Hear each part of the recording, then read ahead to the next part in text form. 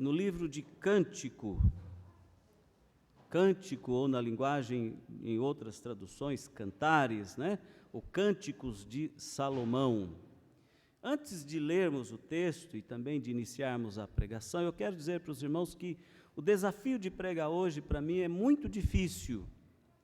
Geralmente, quando se prega no livro de Cântico, para falar de vida conjugal, de relacionamento entre um homem e uma mulher, e valorizar a relação física, o relacionamento íntimo do casal.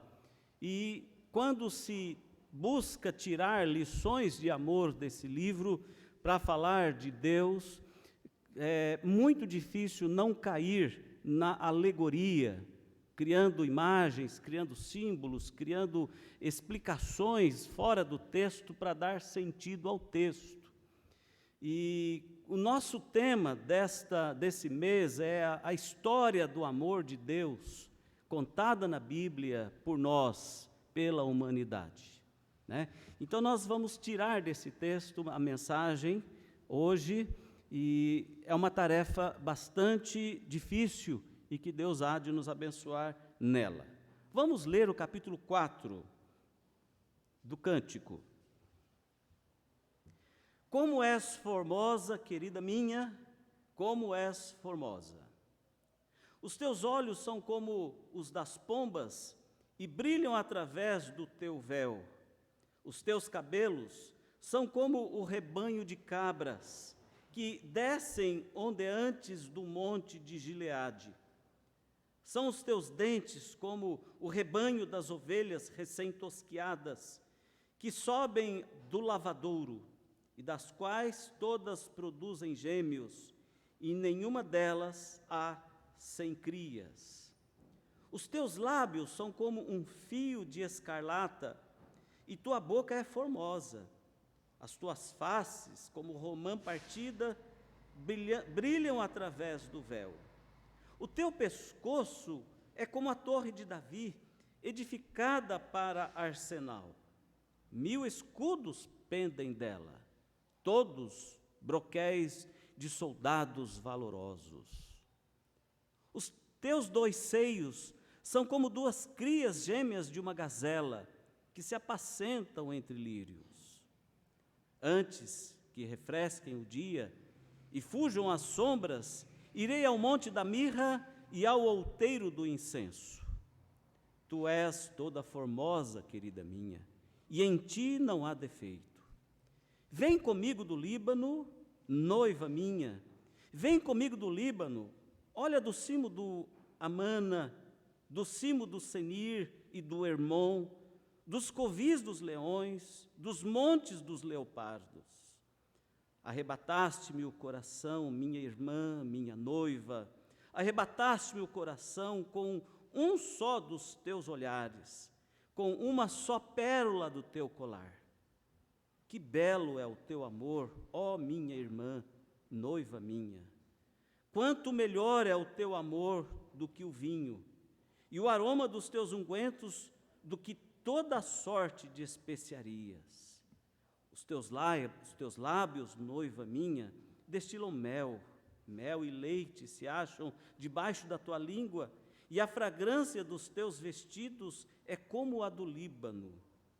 Jardim fechado és tu, minha irmã, noiva minha, manancial recluso, fonte selada. Os teus renovos são um pomar de romãs, com frutos excelentes, a hena e o nardo e o açafrão, o cálamo e o cinamomo, com toda a sorte de árvores de incenso, a mirra e o aloés, com todas as principais especiarias. És fonte dos jardins, poço das águas vivas, torrentes que correm do Líbano. Levanta-te, vento norte, e vem tu, vento sul, assopra no meu jardim, para que se derramem os seus aromas. Venha o meu amado para o seu jardim e coma os seus frutos excelentes. Meu querido irmã, minha querida irmã, não sei o quanto você já parou para refletir e pensar numa questão tão simples, tão cotidiana, mas tão intensa.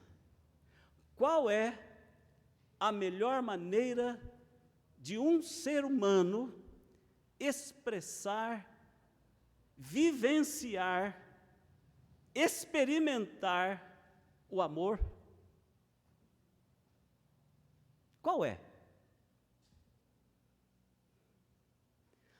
Segundo a palavra de Deus, especialmente o livro de Cânticos, e os livros de sabedoria, como de Provérbios e também o de Eclesiastes, a melhor maneira de o ser humano poder experimentar, vivenciar o amor, é quando ele se entrega totalmente à sua pessoa amada.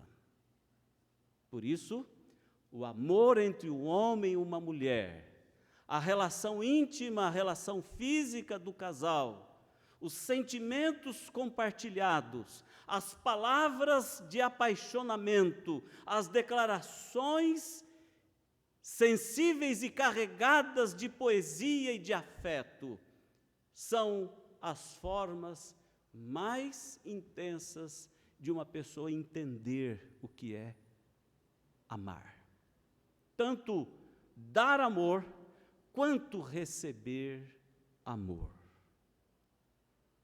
No capítulo 2 desse mesmo livro de Cânticos, há uma expressão muito significativa, ou muito forte, lá no versículo 16 do capítulo 2.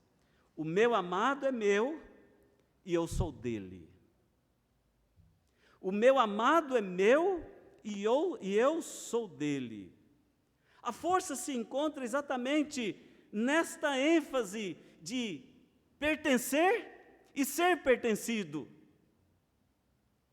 de dar e receber, de sentir, de vivenciar, de saber o que é realmente uma troca, uma relação verdadeira, pura, sincera, na relação de um homem com uma mulher. Meus amados, esta é a força da mensagem do livro de sabedoria da Bíblia, chamada Cântico, ou Cântico dos Cânticos, ou Cantares, deixando muito explícito para nós que o seu ensinamento prioritário se trata em descrever esta relação de amor entre um homem e uma mulher, implicitamente e explicitamente, mostrando toda a sua intensidade, quando essa relação amorosa é verdadeira. Caso você ainda não tenha descoberto, ainda não tenha experimentado o verdadeiro amor, tanto no dar e no receber amor, eu o convido a ler o livro de Cânticos e fazer uma leitura bastante atenciosa, se possível pesquisar, ler comentários. E eu duvido, sim, eu duvido, que você não consiga descobrir o que é o amor. Olha as palavras que nós lemos aqui, só no capítulo 4. Olha as palavras do versículo 2, do capítulo 2, do versículo 16. O pertencer, o ser, o receber e ter amor. Então é impossível não descobrir o significado do amor. É claro que esta mensagem, ela se opõe a qualquer relacionamento físico, ou relacionamento sexual, ou relacionamento íntimo, ou relacionamento amoroso entre um homem e uma mulher que não sejam carregados de amor. Nós ouvimos, nós sabemos, nós vemos, nós presenciamos constantemente relações fortuitas, relações entre um homem e uma mulher com outras intenções. Nós temos até o absurdo de relações de abusos físicos, abusos emocionais.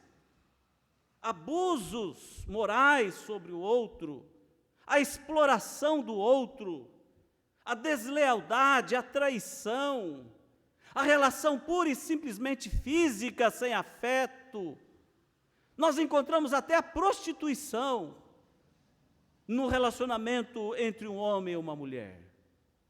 Esse texto bíblico, ele se opõe a todas estas formas contraditórias, a estas formas duvidosas, a estas formas de se relacionarem um homem e uma mulher que não sejam baseados no amor. Meus queridos, tomando como ideia, porque esse livro está na Bíblia, e não está na Bíblia apenas para nos ensinar a nos relacionarmos como homens e mulheres, no apaixonamento, no nosso casamento, no nosso relacionamento. Esse livro está aqui na Bíblia, e eu vejo uma intenção do escritor, eu vejo uma intenção de um homem crente, tentando se comunicar, tentando se fazer entendido para as pessoas que leem esse livro, para entender algo que extrapola a relação entre um homem e uma mulher, e que nos leva a entendermos, que nos leva a percebermos algo nesse sentido, para entendermos a associação que podemos dar a essa ideia ao sentido de uma relação amorosa de Deus conosco.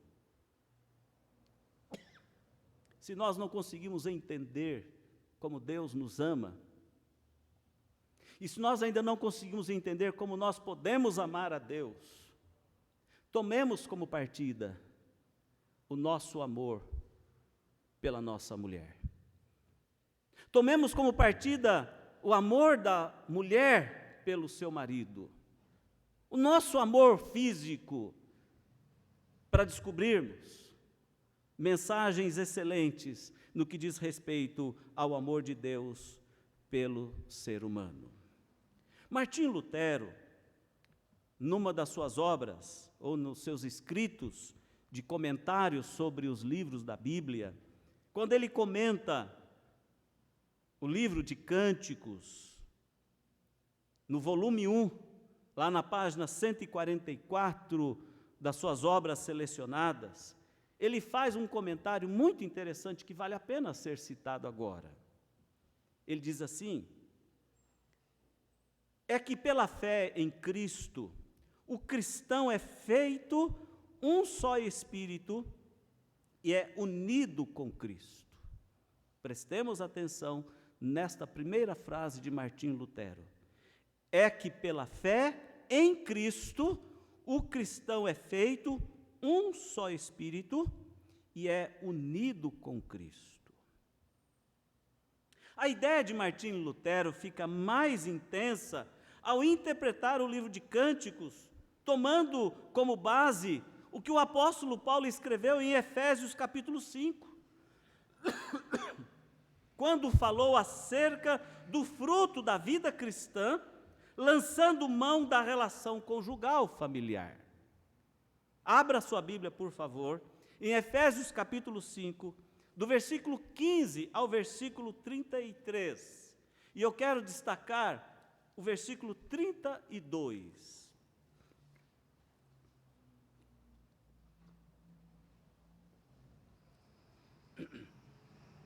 Portanto, vede prudentemente como andais, não como nécios, isso significa, não como brutos, não como ignorantes, não como insensatos, mas andando como sábios, remindo o tempo, administrando o tempo. Por quê? Porque os dias são maus. Por esta razão, não vos torneis insensatos, mas procurai compreender qual é a vontade do Senhor. Preste atenção, volta o versículo. Procurai compreender qual a vontade do Senhor. Pode rodar, por favor. E não vos embriagueis com vinho, no qual há dissolução, mas enchei-vos do Espírito, falando entre vós com salmos, entoando e louvando de coração ao Senhor com hinos e cânticos espirituais, dando sempre graças por tudo a nosso Deus e Pai, em nome de nosso Senhor Jesus Cristo, sujeitando-vos uns aos outros no temor de Cristo. E aí veja que Paulo, ele salta para o versículo seguinte, quando ele termina de falar desta relação nossa com o Senhor e da nossa relação de comunhão uns com os outros, ele diz assim: e as mulheres sejam submissas ao seu próprio marido como ao Senhor. Porque o marido é o cabeça da mulher, como também Cristo é o cabeça da igreja, sendo este mesmo o salvador do corpo. Como, porém, a igreja está sujeita a Cristo, assim também as mulheres sejam em tudo submissas ao seu marido.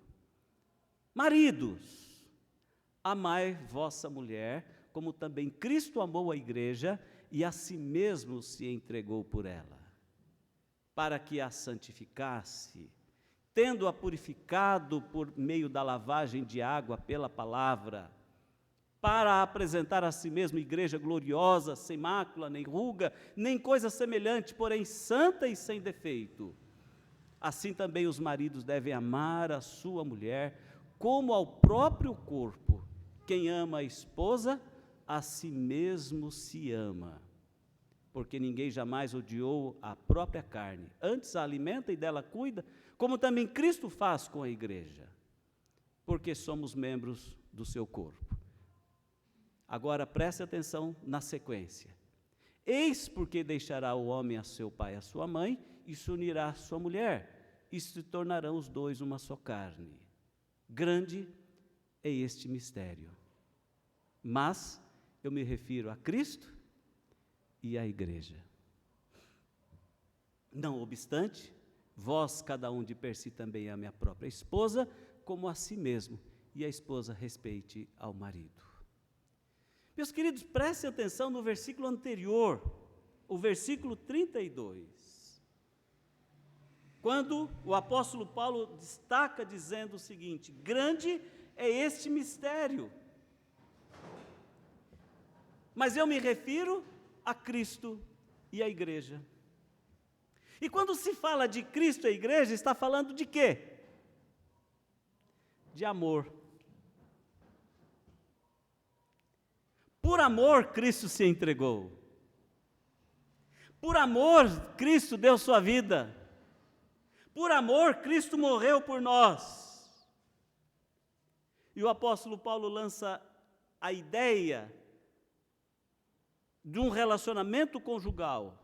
Provavelmente o apóstolo Paulo conhecesse muito bem a mensagem do livro de Cânticos.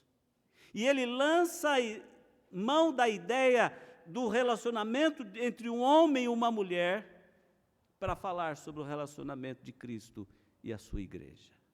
Relacionamento de amor. Grande é esse mistério. E eu me refiro a Cristo e a sua igreja.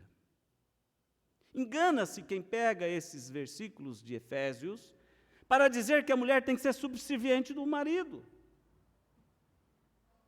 Engana-se quem pensa que o marido tem poder de domínio sobre a esposa. A ideia a qual o apóstolo Paulo utiliza aqui é para dizer que nós somos submissos uns aos outros em Cristo Jesus. E aí ele descreve a forma para entendermos esta submissão. Sujeitai-vos uns aos outros, em tempo real, constantemente, verdadeiramente, como a Cristo, ou como Cristo fez. E ele diz: grande é esse mistério. Mistério esse que está descrito no livro de Cânticos.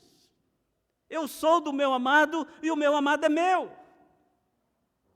Mistério esse que se encontra na experiência que nós podemos ter no nosso relacionamento físico, no nosso relacionamento amoroso com a mulher da nossa vida, ou as mulheres com o homem da sua vida. Como é grande esse mistério, como é intensa essa relação, como é rica esta relação. Tão rica para podermos entender a riqueza do amor de Deus para conosco. Aí Lutero então continua. Agora abro aspas novamente. Pois são os dois uma só carne, se referindo ao homem e à mulher. o que é um grande mistério em Cristo na igreja, visto que o Espírito de Cristo está nos cristãos, pelo qual se tornam irmãos, co-herdeiros, um só corpo e cidadãos de Cristo. Como poderia não haver aí participação em todos os bens de Cristo? Assim sucede pelas inestimáveis riquezas da misericórdia de Deus Pai, que o cristão pode alegrar-se com plena confiança, em tudo depender de Cristo. Sem sombra de dúvidas, fecho aspas. Em tudo depender de Cristo. Em tudo estar seguro em Cristo. Tanto quanto ele é capaz de perceber, quando ama a sua esposa e a sua esposa o ama, ele pode assim se entregar a Cristo na sua totalidade. Ele pode viver bem, em paz, seguro, porque ele sabe que a morte de Cristo na cruz foi por causa dele, foi por ele, foi para salvá-lo, e ele fez isso por amor. Assim como ele agora pode se entregar a amar a sua esposa, e a sua esposa pode se entregar a amá-lo. Mais do que o sujeitar-se um ao outro pela fé em Cristo Jesus, agora também se sujeitar um ao outro pelo amor. Se você ainda tem dúvida disto, veja o primeiro versículo do capítulo 1 do livro de Cânticos. Na verdade, o segundo versículo: beija-me com os beijos de tua boca, porque melhor é o teu amor do que muito vinho. Beija-me com o beijo de tua boca. Salomão, quando ele começa a escrever esta mensagem para falar do amor de Deus, é como se o fôlego, é como se nesse beijo suave, nesse beijo doce como mel, nesse beijo acalentado, nesse beijo carregado de sensações e sentimentos físicos pela noiva e pelo noivo, desta forma, nós podemos sentir o fôlego de vida que vem de Jesus para as nossas vidas. O fôlego de vida que nós temos em Deus. Beija-me com o beijo suave de teus lábios. Irmãos, o livro de Cânticos trata assim de uma celebração de amor entre um homem e uma mulher recém-casados, que se entregam a viver a novidade de uma vida conjugal no leito do amor, no leito sem mácula. O livro de Cânticos se trata de um relacionamento físico carregado de afeto, de sensações e sentimentos. E nós podemos olhar para esse texto, observando esta relação conjugal pura, verdadeira, de um amor sincero, para irmos além desse texto, óbvio, e ali observarmos que o amor de Deus por nós é algo extraordinário e totalmente confiável. É algo absolutamente puro, é algo absolutamente santo, é algo absolutamente imensurável. Mas é verdadeiro e existe, é real. E nós podemos nos entregar a este relacionamento com o nosso Deus. A Bíblia se refere a Jesus Cristo como a noiva, como noivo, a igreja como a noiva. Nesse encontro amoroso de um casal, como a igreja como uma noiva adornada, e o noivo que vem com a sua elegância, com o seu andar altaneiro, com a sua expressão de afeto, com a sua busca, com sua intenção de encontrar a mulher da sua vida, a sua mulher amada. Assim é Cristo, o noivo, que vem ao encontro da sua noiva, a igreja. A mensagem que eu quero deixar para a igreja nesta noite, ela exatamente gira em torno disso. A experiência real do amor de Deus para conosco é algo que nós podemos aprender. É algo que nós podemos tomar para nós como algo que ninguém pode tomar, que ninguém pode tirar. A leitura do texto bíblico agora que nós fizemos lá no livro de Romanos, capítulo 8, versículo 31 a 39, o apóstolo Paulo questiona e pergunta: quem poderá nos separar desse amor? Quem poderá nos separar desse amor? Mas nós lemos Romanos capítulo 8 e nós ficamos assim como que sem entender direito como é esse amor. Daí a ideia do livro de Cânticos. Num relacionamento que nos toma e nós ficamos até inebriados, quando apaixonados, quando nós nos casamos, quando nós nos entregamos na certeza de que estamos fazendo a coisa absolutamente certa. E quando convivemos dentro de quatro paredes, num lar, numa família, e construímos e temos os nossos filhos, e agregamos os nossos bens, e juntamos os nossos esforços, e nos entregamos uma aventura de vida. Igualmente, nós podemos nos relacionar com o nosso Deus. Sabe por quê? Porque o conteúdo do amor conjugal é a forma mais profunda que existe para entendermos o conteúdo do amor de Deus para conosco. É intenso. É intenso. Foi Deus quem cuidou para que na Bíblia existisse o livro de Cânticos, para nos fazer saber que Ele não somente entende, como também se alegra na descoberta do amor puro, no amor duradouro entre um homem e uma mulher. Assim, Ele que nos ama, Ele deseja ter um amor puro e verdadeiro conosco.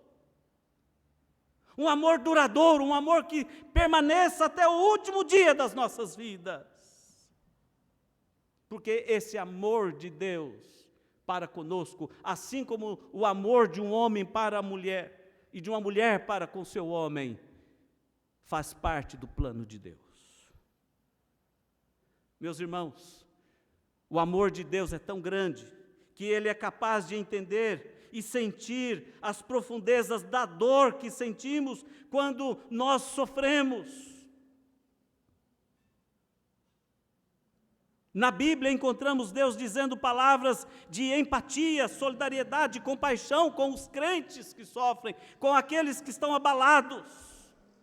Deus não somente entende o amor, quanto a dor. Deus é puro e verdadeiro amor. Deus sabe o que é sofrer com a dor. E Deus sabe que nós vivemos no sofrimento da dor do pecado. E Ele derrama o seu amor em nossas vidas. João escreve numa das suas epístolas: nós amamos porque Deus nos amou primeiro. E no amor não existe medo. Pelo contrário, o amor ensina-nos a ter segurança. Não sei se você já parou para pensar, porque quando ocorre um adultério entre um casal, a relação se desmancha, se desmantela. E é difícil perdoar. Você já entendeu por quê? Às vezes nós pensamos só, a gente pensa que a mulher ficou chateada ou triste e prefere o divórcio porque o seu marido foi deitar-se e ter relação sexual com outra mulher. Ou o marido fica triste, se sentindo traído, porque a sua mulher foi se deitar e ter relação sexual com outro homem. Nós pensamos apenas nisso. Mas não é isso. Isso é só parte da expressão da traição, da quebra da relação. Isso só é expressão do rompimento da liberdade que existia entre o casal. Do amor sincero que existia. Por isso é chamado de traição. Adultério é traição. Uma mulher traída tem o seu coração partido. Um homem traído tem o seu coração partido.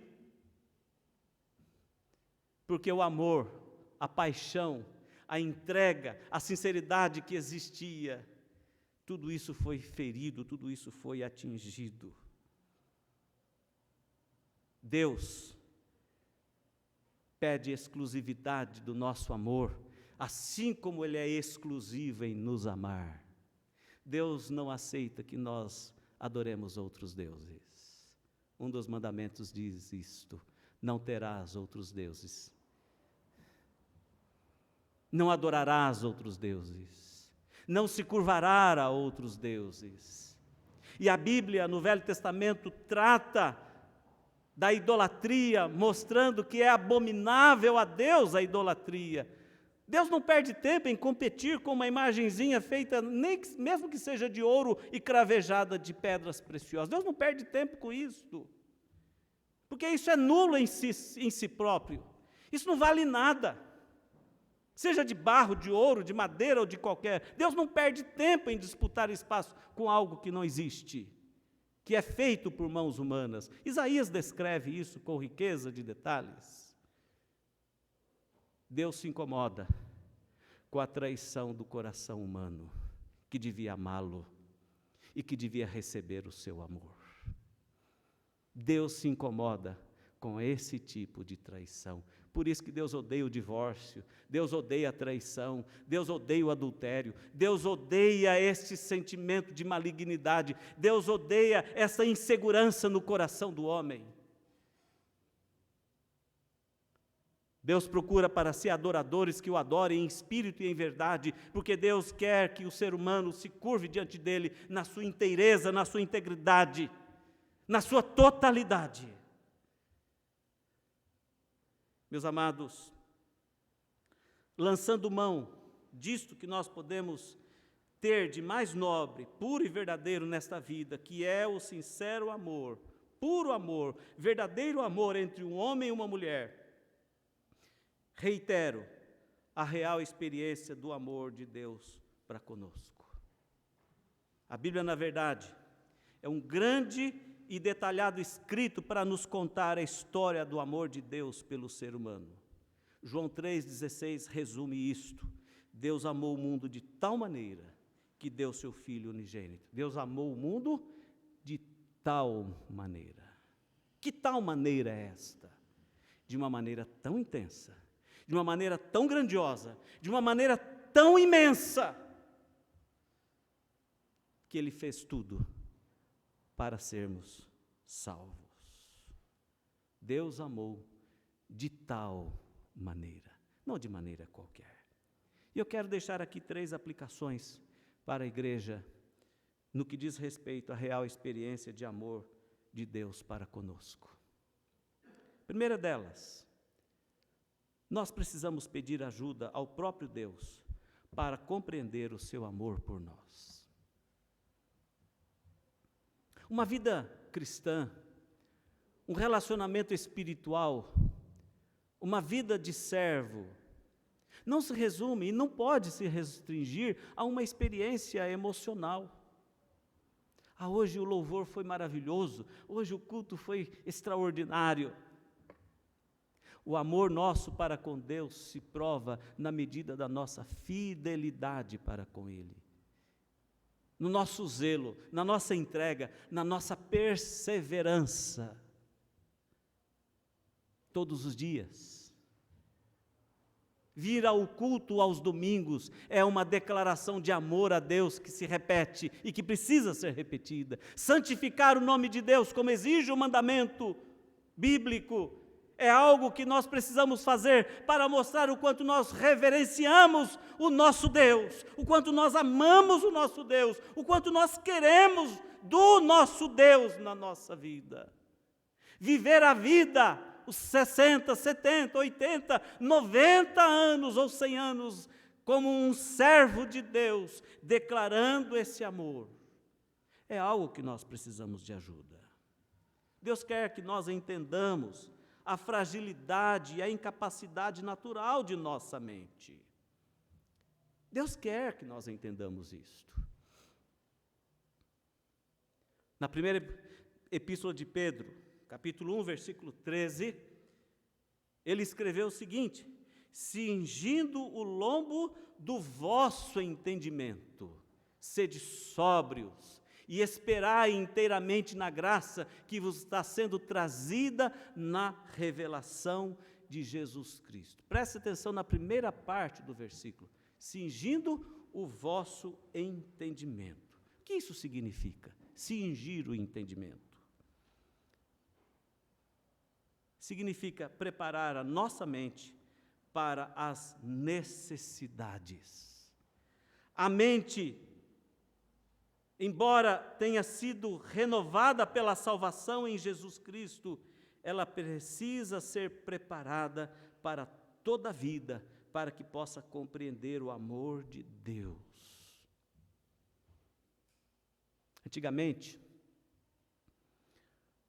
um soldado, na época do período bíblico do Velho Testamento, a sua indumentária era uma túnica, ou um tipo de uma toga, uma roupa, um vestido que fosse até embaixo. Nós ainda encontramos os árabes usando essas roupas estranhas. E quando chegava o momento dele reagir numa batalha, fosse pego de surpresa, o que ele precisava fazer? Cingir a túnica. O que é cingir a túnica? Levantá-la à altura da cintura, para que as suas pernas ficassem livres e ele, ligeiro, fosse capaz e apto para o combate. As mulheres hoje em dia usam vestidos, que se arrastam pelo chão. E às vezes é difícil andar rápido, correr com aquele vestidão, não é verdade? E às vezes a gente vê as mulheres cingindo os vestidos. Puxa a altura do joelho, principalmente se estiver chovendo, para conseguir andar rapidamente e correr.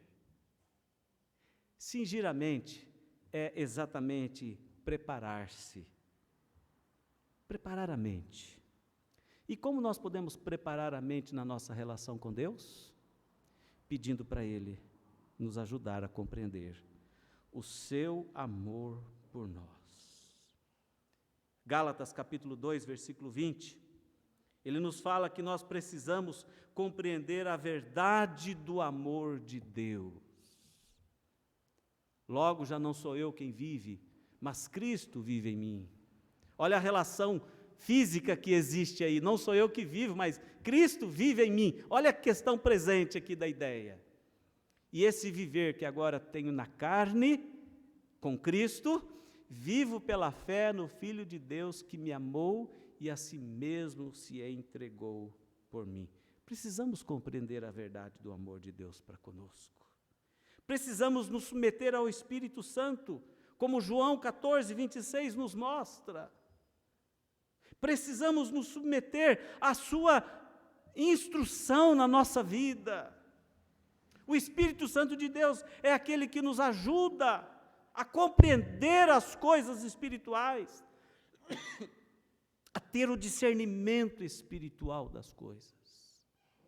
E o discernimento espiritual mais importante que o ser humano precisa ter é do amor de Deus para contigo. Se você não tem ainda compreensão, ainda não tem sabedoria do amor de Deus para você, meu irmão, peça a Deus que Ele te dará. Peça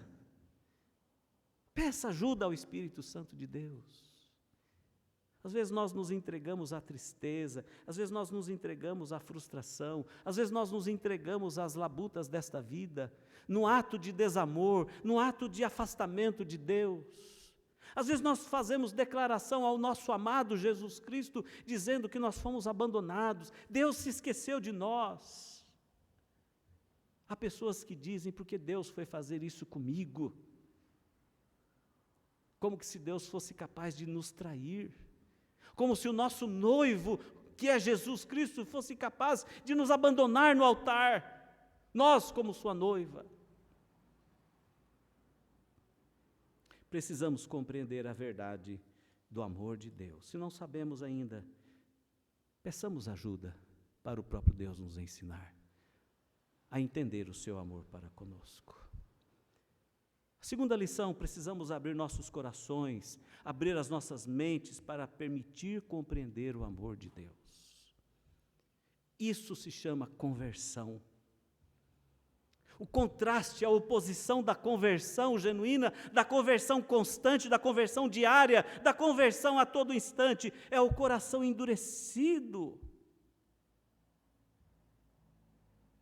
Como é que um coração fica endurecido e descobre o desamor?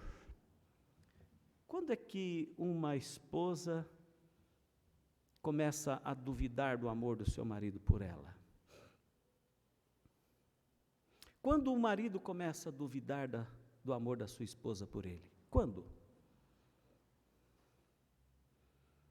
Quando o coração começa a se fechar, ou a ser fechado. E é interessante essa experiência de desamor, ou de endurecimento do coração, em relação à nossa também relação, comunhão com Deus. A gente começa numa pequena camada sobre o coração. Uma tristeza. Acontece uma segunda questão, que é a segunda camada. Acontece uma terceira questão, que é uma terceira camada. E assim por diante, nós vamos colocando várias camadas de concreto dentro do nosso coração. E assim por diante, até que se cria um coração de pedra, ou um coração de ferro. Um coração de concreto. Coração fechado. Para o casal não resta mais nada a não ser divórcio. E no divórcio, quem já passou por isso e já viu familiar ou amigo se divorciando? É ódio. É raiva. É desprezo. Disputa por centavos, é disputa pelos filhos, é vingança, ressentimento que dura por toda a vida. Meus queridos irmãos, nós não podemos fechar nossos corações para Deus de forma alguma. Nós não podemos começar a dizer não para Deus, endurecendo o coração, colocando camadas de concretos dentro do nosso coração. Porque à medida que nós vamos nos distanciando de Deus, nós vamos fechando a porta para Deus, nós vamos perdendo a sensibilidade para as coisas espirituais, nós vamos perdendo a vontade de ouvir o que Deus tem a nos dizer. Nós vamos deixando de ter vontade de receber o que Deus tem a nos dar. Aquela frase, eu sou do meu amado é meu, perde o sentido. Assim como na relação conjugal, assim também na nossa relação com Deus. Corações que se fecham. Então nós precisamos abrir os nossos corações. Você quer entender melhor isso? O profeta Jeremias, no capítulo 4, versículo 14, ele faz um forte apelo. E lá em Ezequiel, capítulo 11, versículo 19, 2 textos que nós precisamos ler. Jeremias 4,14 primeiro. Olha o apelo que o profeta faz em relação a esta questão. Lava o teu coração da malícia, ó Jerusalém, para que sejas salva. Até quando hospedarás contigo os teus maus pensamentos? Até quando encherás o teu coração de concreto? Até quando formará camadas de ferro em torno do seu coração para torná-lo totalmente um coração de ferro? Até quando? Lava o teu coração, tira essas camadas, abra o teu coração, abra a tua mente para compreender o amor de Deus. É isso que Jeremias está dizendo. Agora olhemos Ezequiel, capítulo 11, versículo 19. Um texto maravilhoso, muito conhecido.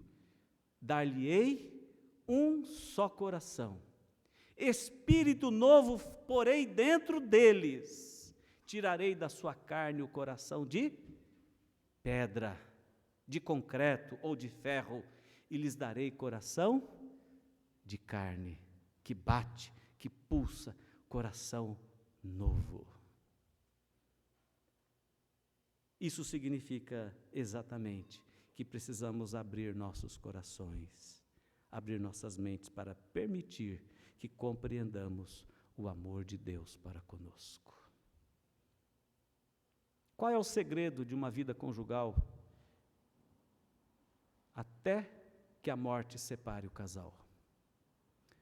Se não coração e mente abertos, sensíveis, atenciosos. Qual é o segredo de uma vida cristã vitoriosa depois da salvação em Cristo Jesus? Qual é o segredo? Uma vida sensível ao amor de Deus. Coração aberto ao amor de Deus. Mente aberta ao amor de Deus. E da mesma forma, amor para com Deus, na mesma intensidade. Por último, precisamos aprender a ser gratos a Deus, porque Ele nos entende, ainda que nem sempre o entendamos, ainda que nem sempre entendamos o seu amor. Meus irmãos, na maior parte das vezes nós somos como maridos, nós homens somos como maridos que traem a esposa, tomando e fazendo uma ideia mais clara, uma figura de linguagem aqui. Muitas vezes as mulheres são como mulheres que traem os seus maridos em relação a Deus. Muitas vezes nós, para com Deus, nós somos mais infiéis e ingratos do que gratos e fiéis. Talvez nós não consigamos medir isso, porque a nossa mente é muito fraca. Nós temos dificuldade em admitir que traímos o cônjuge, que traímos a amizade, que traímos o relacionamento com o outro. Assim também temos dificuldades para entender e declarar que nós traímos a Deus. Mas o amor de Deus é tão grande e Ele prova o seu amor para conosco. Porque antes de nós nascermos hoje, como nós somos hoje, lá atrás, há mais de 2000 anos atrás, Ele deu o seu Filho por nós. Lá no Éden, ainda quando da queda de Adão e Eva, Ele prometeu dar o Salvador.